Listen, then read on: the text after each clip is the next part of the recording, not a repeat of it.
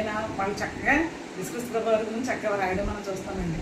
ఆయన ఎక్కడి నుంచి స్టార్ట్ చేయలేదు అని వాళ్ళు మాట్లాడుకున్న సందర్భంలో వాళ్ళు ఏమనుకుంటారంటే ఆదికాండం నుంచి, ఆది అంటూ భూమి నిరాకారం కానీ శూన్యం కానీ ఉండేది. అక్కడి నుంచి మొదలుపెట్టి అనేకమైన ప్రవచనాలు, అనేకమైన లేఖనాలు యేసుక్రీస్తు ప్రభు వారి ద్వారా రాయడం మనం చూస్తున్నామండి.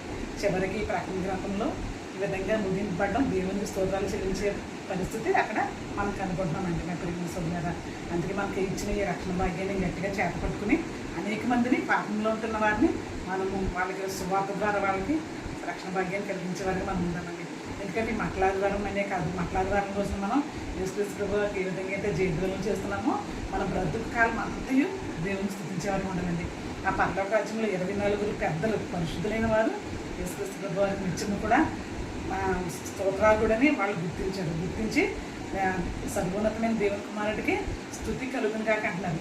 అట్టి స్తుతి స్తోత్రాలు, అట్టి వందనాలు చెప్పేవారికి మనం జీవితకాలం అంతా ఉండే విధంగా దేవుడు మనల్ని అందరినీ దీవించి ఆశీర్వదించిన కాక ఆమేన్.